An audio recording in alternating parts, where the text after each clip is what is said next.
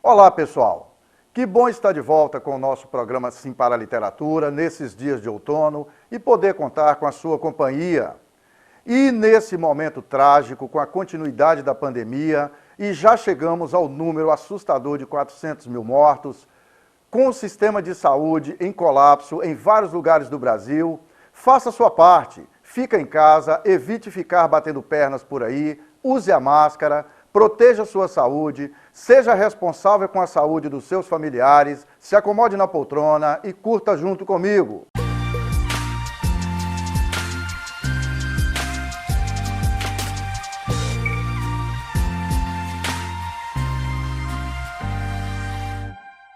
No nosso programa Sim para a Literatura, entre outras informações, temos as colunas Dica de Leitura e Dica de Livro. Temos também as colunas O Livro da Minha Vida, a participação de telespectadores, apaixonados pela leitura, além de entrevista e muito mais. E nesta edição, quero compartilhar com vocês um conjunto de experiências de leituras. Ler por quê? Eu leio para ter insights para o meu negócio, eu leio para aprender, eu leio para conseguir ter uma troca de conhecimento até com outras pessoas, né? A gente está numa conversa, a gente tem que ter umas abordagens diferentes, assuntos diferentes. Então, eu acho que assim, é sempre um aprendizado a leitura. Leitura que transfere para nós um pacotão de benefícios. A leitura de livro é uma das coisas que mais estimula o nosso cérebro, tanto em relação à parte memória, como em relação a novas sinapses, que a gente chama, que são as novas ligações que o cérebro vai promover, né? Sempre que a gente vai ler um livro, principalmente um livro que tenha começo, meio e fim, você vai estar sempre estimulando, além de ser um aprendizado novo, e tudo que é novo para o cérebro acaba estimulando bastante as sinapses, né? Mas em relação à parte memória, se você está no meio do livro, você tem que lembrar o que aconteceu com os personagens no começo, e isso vai fazendo com que você constantemente vá estimulando a tua memória a trabalhar, né? E para a entrevista desta semana, temos convidadas em dose dupla, a professora Ludmila Calimã e a estudante Laís Pompermayer, representando um projeto de pesquisa da Faceli, a Faculdade de Ensino Superior aqui de Linhares. Ludmila é doutora em História e professora da Faceli, e Laís é estudante do curso de Pedagogia, na mesma faculdade. Elas estão fazendo uma pesquisa sobre os índios botocudos que fazem parte da composição da cultura e do patrimônio histórico de Linhares. Conhecer o patrimônio, conhecer quem é o linharense, conhecer quais são as suas origens, né? De onde vem toda essa cultura, a gente pode entender um pouquinho melhor como somos. A gente poder estudar isso dentro de uma sala de aula, igual eu tenho essa possibilidade de estar, é você conseguir ver os seus alunos perceberem de onde eles vieram, por que eles têm aquelas características. Eu sou professora de ciências, então a gente entra dentro de genética, por exemplo, e às vezes eles não sabem por que eu tenho o nariz desse jeito, por que eu tenho o cabelo desse jeito, e aí eles acabam perdidos. Então eles poderem entender de onde eles vieram, o que aconteceu para eles chegarem até ali, por que aquele bairro se chama daquele jeito, entre tantas coisas que a gente tem aqui, é necessário que existam pesquisas e que essas pesquisas, principalmente, cheguem a quem precisa, ou seja, cheguem às escolas. É compartilhando essas experiências com Ludmila e Laís que finalizamos a primeira parte desta edição do nosso programa Sim para a Literatura. Daqui a pouco a gente volta.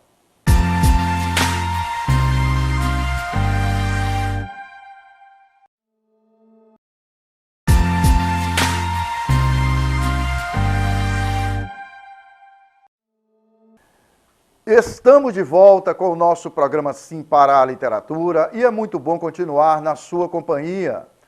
E nesses dias de pandemia, onde devemos permanecer o máximo de tempo em casa, vamos aproveitar a companhia dos livros, esse ótimo companheiro de viagens. Então vamos aproveitar para exercitar o hábito da leitura, juntos comigo na nossa dica de leitura desta edição.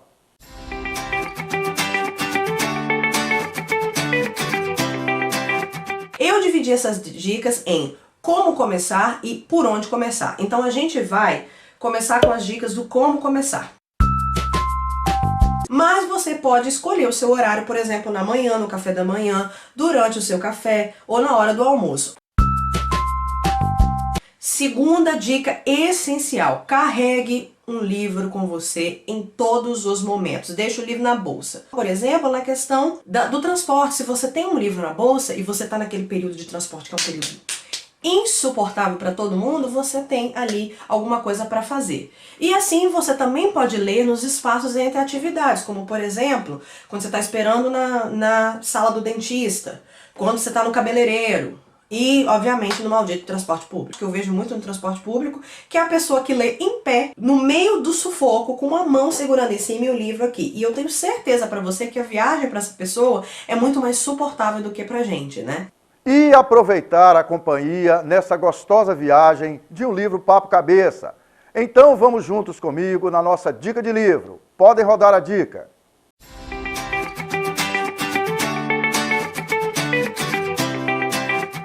Próximo livro da lista é esse aqui da Angela Davis, que é Mulheres, Raça e Classe. É um livro de 1981, mas que só recentemente, assim, não sei dizer exatamente quando, talvez há menos de 5, 10 anos tenha se tornado muito popular no Brasil. E aí agora, com os canais do YouTube, né, com pessoas negras tendo um pouco mais de voz, esse livro aqui passou a ser um livro que basicamente todas as pessoas que falam sobre leitura na internet já falaram sobre ele. Ele é um livro que fala de feminismo, de racismo, de capitalismo, fala sobre desigualdade, discriminação, pobreza, tudo isso envolvendo essas três coisas aqui, que é gênero, raça e classe, o que torna esse livro um clássico da interseccionalidade. Eu vou ler um trechinho pra vocês só do início aqui. Mulheres, Raça e Classe é uma obra fundamental para entender as nuances da opressão. Começar o livro tratando de escravidão e seus efeitos, da forma pela qual a mulher negra foi desumanizada, nos dá a dimensão da impossibilidade de se pensar um projeto de nação que desconsidere a centralidade da questão racial, já que as sociedades escravocratas foram fundadas no racismo. Além disso, a autora mostra a necessidade de não hierarquização das opressões, ou seja, o quanto é preciso considerar as intersecções de raça, classe e gênero para possibilitar um novo modelo de sociedade. Para você que é uma pessoa branca e está tentando debater sobre racismo, para você que é uma pessoa negra e não entende muito como é que funcionam essas coisas, tá chegando agora no debate, não tem muita referência, esse livro aqui é simples de ler e é uma aula, como todos os livros da Angela Davis, então recomendo que você compre esse aqui, todo mundo deveria ter.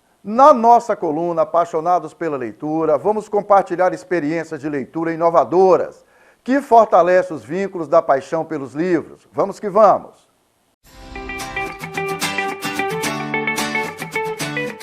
Em 2014, uma autora britânica criou na internet a hashtag ReadWoman, que em português significa Leia Mulheres. A proposta saiu do mundo virtual quando 3 amigas de São Paulo decidiram fundar um grupo de leitura com a mesma temática.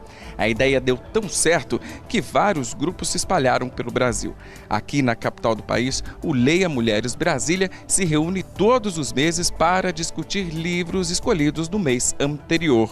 Aqui, a escritora mulher é sempre protagonista.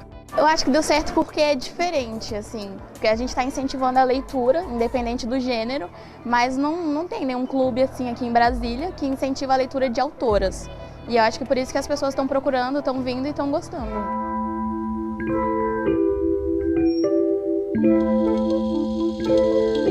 O projeto funciona como um clube do livro, em que são propostas leituras de autoras clássicas e contemporâneas. O objetivo é que se conheçam e se leiam mais escritoras. O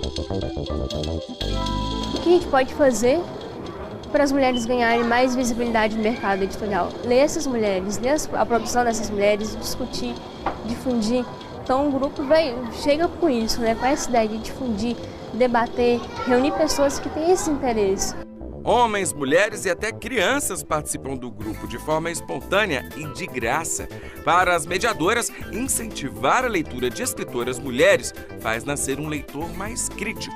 Conhecer novas escritoras de outros países, não só do Brasil, escritoras até que às vezes a gente não vê muito em livrarias, no comércio, e que a gente acaba conhecendo aqui. Escritoras que eu não conhecia ainda, e tá com um grupo de homens e mulheres com idade diferente, aí você vê a perspectiva de cada um, é importante isso.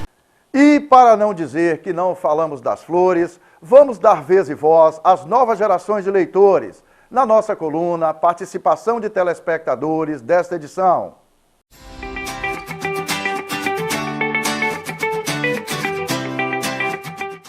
Para mim, a importância da leitura é aumentar o seu vocabulário. Quanto mais você conhece palavras novas, mais facilita nas interpretações de texto, nos argumentos, no seu conhecimento, na ortografia e também no seu vocabulário. Então, no dia a dia a importância da leitura é que, além de você aprender algumas coisas assim, então ajuda também na escrita, na leitura, até mesmo no jeito de você se expressar com as outras pessoas. Aprende também muitas palavras novas, palavras diferentes que você não vê, também você aprende o significado. Então, a leitura deixa você preparada para muitas coisas.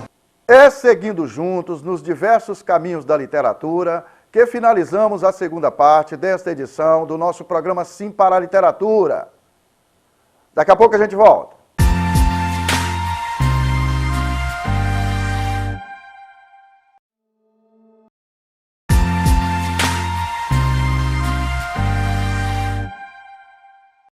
Estamos de volta com o nosso programa Sim para a Literatura e é muito bom continuar na sua companhia.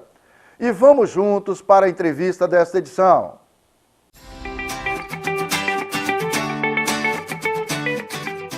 Nessa edição do nosso programa Sim para a Literatura, eu tenho a satisfação de receber aqui no estúdio da TV Sim Linhares, considerando todas as medidas de segurança sanitária, a professora Ludmila Calimã. Ludmila é professora aqui da FACEL, da Faculdade de Ensino Superior de Linhares, é doutora na área de História, nossa parceira aqui do programa Sim para a Literatura, e a estudante Laís Pompermaia. Laís é formada em Ciências Biológicas pela Faculdade Pitágoras e atualmente faz o curso de Pedagogia também na FACEL. Ludmila, seja bem-vinda mais uma vez, né, Ludmila? Obrigada Pereira pela oportunidade de estar aqui, né, com vocês, para a gente estar conversando um pouquinho sobre as pesquisas na FACEL. Laís, seja bem-vinda ao programa Sim para a Literatura. É a sua primeira vez aqui, né, Laís? Isso. Já fez suas orações ali para baixar o nervoso, né? Com certeza, já fiz meu cantinho ali já. Seja bem-vinda. Muito obrigada. Ô, Ludmila, aí você iniciou, né? Vocês estão com um projeto de uma pesquisa na área de patrimônio histórico aqui em Linhares. Eu queria que você falasse um pouquinho sobre o projeto, né? Você comentou que tem, de certa forma, uma participação da FACEL, né? A FACEL está com um projeto de incentivar a pesquisa. Começa um pouquinho e depois a gente passa para a Laís. Tudo bem. Então, gente, é um projeto muito interessante que é patrocinado pela FACEL, né, organizado por ela. Além de mim, tem a professora Cíntia também, que está organizando, temos outros alunos envolvidos, mas um subprojeto desse grande projeto é o que envolve eu e a Laís, né, que é um projeto em que a gente vai desenvolver, está desenvolvendo uma pesquisa sobre os indígenas de Linhares, né, os chamados índios botocudos, que eu acho que vocês já devem ter ouvido falar muitas vezes, né, na escola, né, às vezes na comunidade, e a gente está revisitando essa documentação, seja ela documentação visual, documentação iconográfica, escrita, e também alguns autores que são clássicos, né, da historiografia aqui de Linhares, para tentar resgatar essa memória que é tão importante. Por que é importante insistir nessa temática do patrimônio histórico, que nós sabemos que não é muito valorizada no Brasil? Então, por que falar de patrimônio é importante, gente? Porque patrimônio envolve a nossa identidade, né? Quem nós somos enquanto indivíduos. Se a gente não desenvolve esse conhecimento sobre a nossa história, sobre a nossa memória, a gente não consegue conhecer a gente enquanto ser humano, né? Então, conhecer o patrimônio, conhecer quem é o linharense, conhecer quais são as suas origens, né? De onde vem toda essa cultura, a gente pode entender um pouquinho melhor como somos. Às vezes, a gente está com algum problema psicológico, a gente vai para o psicólogo tenta nos orientar para nos entender como seres humanos, né? Agora, quando a gente estuda e preserva e mantém a nossa identidade, a gente também está fazendo esse resgate do que nós somos. E mais importante do que isso, né? A gente vai trabalhar isso lá na educação básica, com o nosso estudante, com aquela criança que ela está crescendo, ela fala assim, mas por quê? Por que a gente está falando do Caboclo Bernardo? Por que a gente está falando dos indígenas? Por que a gente está falando da família Calmon? Qual é a relevância deles para a minha vida? E aí que vem a questão da educação patrimonial nesse contexto. Laís, e você tem a Ludmila como sua professora orientadora, né? Você já tem uma formação na área de ciências biológicas e agora você está em que período da pedagogia? 6º período. O que levou você a despertar para essa temática, Laís? Na verdade, eu sempre gostei de história. Apesar de ser formada em ciências biológicas, eu sempre gostei de história, sempre gostei de arqueologia. E em algumas aulas da Ludmila, a gente conversando, eu acabei conversando com ela começou a comentar sobre algo na própria sala sobre educação patrimonial, trouxe eventos para a Faceli relacionados à educação patrimonial, arqueologia, e a partir desses eventos eu comecei a me identificar e comecei a ver a falta que tem nas escolas de Linhares, porque eu também sou professora da rede municipal, e eu comecei a ver a falta que tem dessa educação patrimonial. Os meninos, eles hoje não conhecem sua própria história, na maioria das vezes. Então, o que acontece?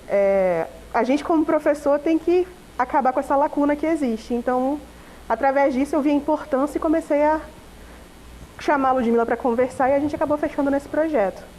Nós sabemos, pessoal, que tem quando a gente fala de cultura, né, Ludmila, né, Laís? A cultura tem uma parte dela que a gente fala que é a cultura do ponto de vista da antropologia, né? Isso. Que ela trata das tradições, dos costumes, da religiosidade das pessoas, da arte, né? De uma série de hábitos que a pessoa adquire ao longo da vida dela. Mas muitas vezes a gente adquire hábitos que vêm da mãe da gente, do pai da gente, que adquiriu esses hábitos dos nossos avós, né? E por aí em diante. Se você fizer uma retrospectiva da história de uma família. Estudar a cultura dentro desse aspecto do patrimônio histórico é importante, Ludmila? Não, com certeza. Porque quando a gente estuda a cultura, é aquilo que o Pereira falou. A gente não só está estudando a cultura, mas de pessoas que eu nem conheço, de antepassados, de italianos, de indígenas. Mas você está estudando um pouco do que é a sua própria origem, a sua família, os seus avós. E quando você estuda cultura, o primeiro momento primeira coisa que a gente faz com o nosso aluno é o quê? Vai conversar com seu avô, vai conversar com sua avó, porque eles vão ter resgates culturais que são fantásticos. Até nós historiadores, quando dos aportes da história é a chamada história oral, que é o quê? É conversar com pessoas que viveram aquele período histórico. Então, quando a gente chega para o nosso aluno e fala assim, vai conversar com seu avô, a gente está, de certa forma, incentivando esse aluno a fazer o resgate por si só. E a partir desse momento, fala assim, nossa, que interessante, então meu avô viveu nessa época, ele passou por esse contexto histórico, ele tem esse hábito que hoje eu tenho, e que da onde que veio? E aí você tem, de certa forma, esse incentivo a resgatar essa origem, que é tão importante para a formação do ser humano como um todo. Né? Ô Laís, como é que você é uma jovem, né? Uma jovem mulher, como é que você tem dialogado no seu círculo de relacionamento sobre essa questão? De que maneira que isso tem despertado o interesse de pessoas da sua geração? Na verdade, a gente no meio da pesquisa, a gente acaba encontrando dados que a gente fica, de certa forma, chocado e acaba compartilhando. Então, quando a gente começa a contar uma história, e não falar só da forma científica, mas quando a gente começa a contar uma história, a gente atrai as pessoas. Então, quando a gente começa a contar, por exemplo, que os botocudos algo que a gente ainda está pesquisando, mas que eles poderiam não ser canibais, por exemplo. Isso choca as pessoas, porque a gente aprendeu durante toda a vida que eles eram canibais. Então eles começam a questionar, começam a querer saber, procura, tem algum livro para eu poder ler sobre isso? Tem como você me contar mais sobre isso?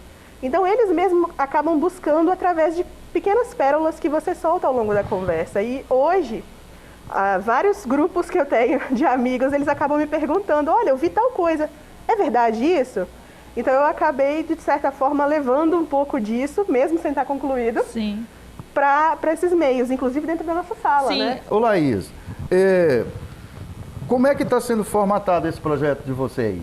É para escrever um artigo científico, que faz parte de um projeto maior dentro da escola? Como é que está funcionando isso? Iniciou, né? Com um projeto de pesquisa. Isso. Até assim, eu posso falar um pouco, depois Laís fala também. Claro. A gente começou como um projeto de pesquisa, sem muitas pretensões, e a gente foi lendo documentação e foi batendo com as informações que temos hoje. A gente falou assim, gente, mas há muitas lacunas. E essas lacunas são importantes, elas precisam ser preenchidas. Então, a gente falou assim, bom, eu e a Laís, a gente vai fechar um artigo, em que a gente está analisando uma documentação, são diários de viajantes, são imagens, né, do final do século XIX, início do século XX, são atas da Assembleia Legislativa, jornais do século XIX. Mas a partir daí, a ideia é que a gente amplie, né, tenha novos pesquisadores da Facel, fora dela, a gente tem parcerias com o Instituto de Arqueologia, né, com professores de outras universidades, para que outras pessoas possam colocar a mão na massa, porque eu vislumbro cerca de 10 a 20 anos de pesquisa para a gente conseguir extrair toda essa documentação. Ou seja, a história de Linhares precisa ser ampliada. A gente tem muita documentação, tem muita historiografia, mas precisa de mais. Tem muita coisa ainda. Você procurou a Serliges, né? Sim. Através do Reuben Nascimento, que é presidente da Serliges. De certa forma, é sempre um convidado de honra nosso aqui. Como é que foi esse contato para a gente passar para a Laís? Então, foi um contato maravilhoso, né? Ele nos atendeu muito bem e a gente realmente pôde conhecer. Eu não conhecia, a Laís tinha visitado quando era mais nova, não era? A Serliges, ali na Praça 22 de agosto. Ali na Praça 22 de agosto, né? Eu não sou de Linhares, então assim, eu passava ali, mas eu nunca tinha oportunidade de entrar. Né, e ele fez todo o apanhado, né, para nós conhecermos um pouquinho do acervo. E ele chegou a comentar das propostas, né, de inovação, de ampliação e de digitalização da documentação. A gente tem certeza que a digitalização dessa documentação vai ser fundamental para as pesquisas, não só pesquisas como a nossa, mas muitas outras, para que a gente possa alicerçar, né, e ampliar essa proteção patrimonial da cidade de Linhares. Né? Então, assim, a gente ficou muito feliz de ter sido bem recebidos ali.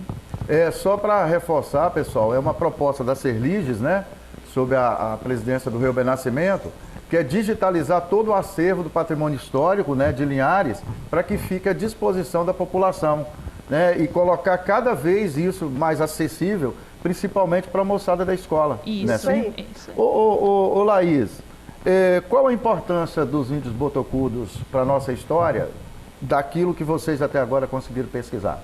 Acho que a maior importância do que a gente tem visto é a questão de identificação das pessoas.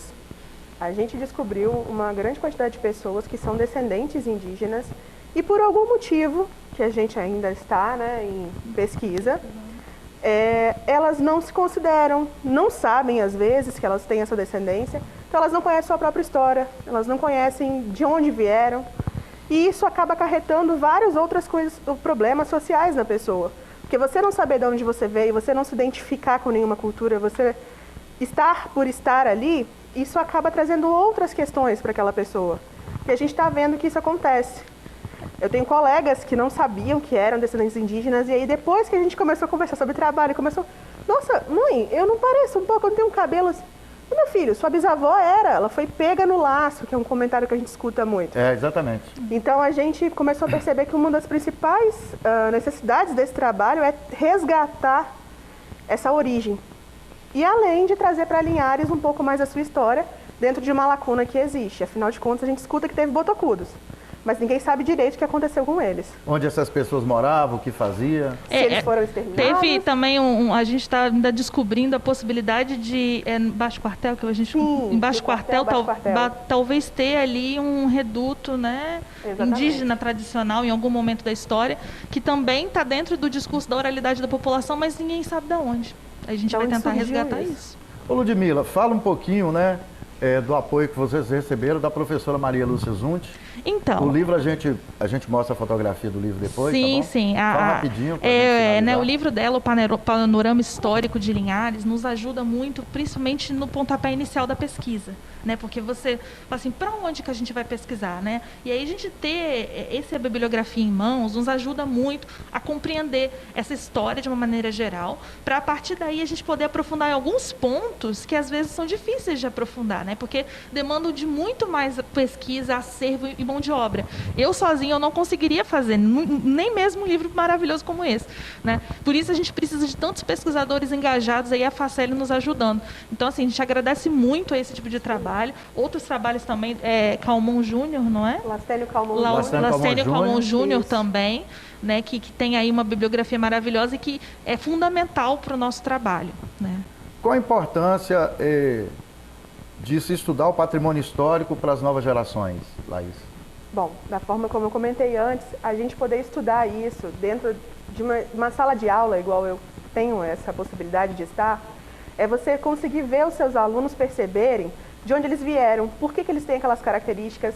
Eu sou professora de ciências, então a gente entra dentro de genética, por exemplo, E às vezes eles não sabem por que eu tenho o nariz desse jeito, por que eu tenho o cabelo desse jeito. E aí eles acabam perdidos. Então eles poderem entender de onde eles vieram, o que aconteceu para eles chegarem até ali, por que aquele bairro se chama daquele jeito, entre tantas coisas que a gente tem aqui, é necessário que existam pesquisas e que essas pesquisas principalmente cheguem a quem precisa, ou seja, cheguem às escolas.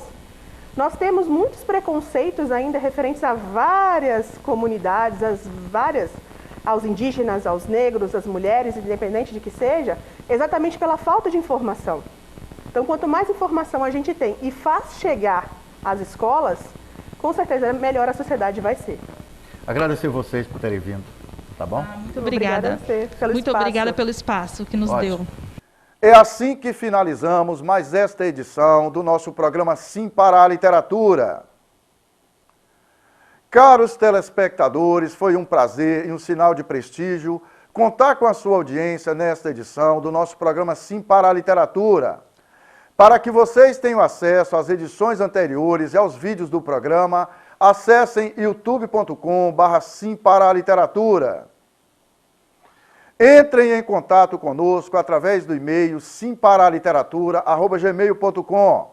Agradecemos o prestígio da sua audiência. Saudações poéticas e literárias e muito obrigado.